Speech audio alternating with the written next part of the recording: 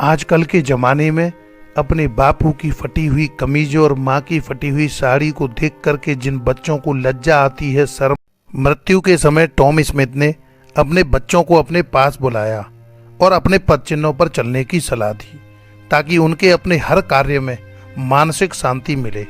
उसकी बेटी सारा ने कहा, डैडी, यह दुर्भाग्यपूर्ण है कि आप अपने बैंक में एक पैसा भी छोड़े बिना मर रहे हो।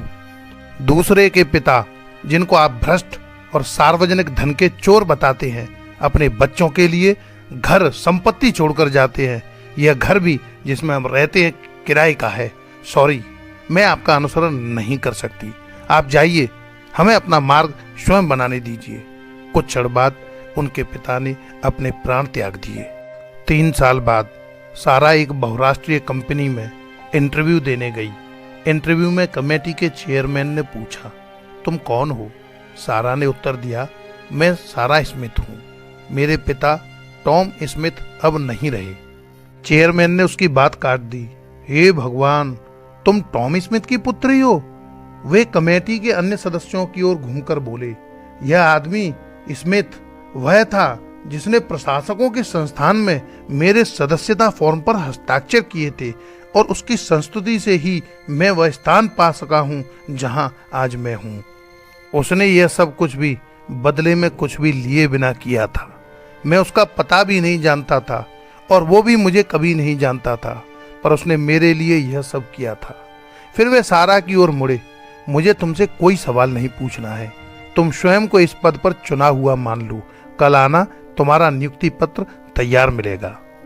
सारा स्मिथ उस कंपनी में कॉरपोरेट मामलों की प्रबंधक बन गई। उसे ड्राइवर सहित 2 कारें, ऑफिस से जुड़ा हुआ डुप्लेक्स मकान और 1 लाख पाउंड प्रतिमाह का वेतन अन्य भत्तों और खर्चों के साथ मिला।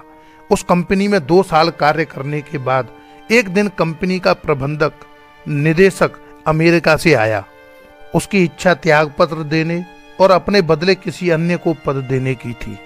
उसे एक ऐसे व्यक्ति की आवश्यकता थी जो बहुत सत्यनिष्ठ, ईमानदार हो। कंपनी के सलाहकार ने उस पद के लिए सारा स्मिथ को नामित किया। यह जानकर सारा की आंखों में आंसू थे। उससे पूछा गया कि वह रो क्यों रही है, क्योंकि अब वह बच्ची नहीं रही कि इतने समय बाद पिता को अभी भी याद करती हो। उसने उत्तर दिया, मृत्यु के समय मैंने ईमानदार और प्रामाणिक होने के कारण अपने पिता का अपमान किया था। मुझे आशा है कि अब वे अपनी कब्र में मुझे क्षमा कर देंगे। मैंने यह सब प्राप्त करने के लिए कुछ नहीं किया, उन्होंने ही मेरे लिए यह सब किया था। अंत में उससे पूछा गया, क्या तुम अपने पिता के पद चिन्हों पर चलोगी जैसा कि उन्होंने कहा था? उसका सीधा उत्तर था, मैं अब अपने पिता की पूजा करती हूँ। उनका बड़ा सा चित्र मेरे रहने के कमरे में और घर के प्रवेश द्वार पर लगा है।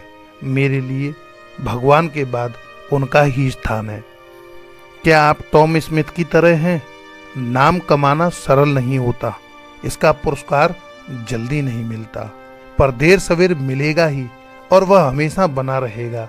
ईमानदारी, अनुशासन और आत्मसंयम जैसे सद्गुण ही किसी भी व्यक्ति को शिखर तक ले जाते हैं। आजकल के जमाने में अपने बापू की फटी हुई कमीज और माँ की फटी हुई साड़ी को देख करके जिन बच्चों को लज्जा आती है, शर्म आती है, धिक्कार है उनके जीवन पर।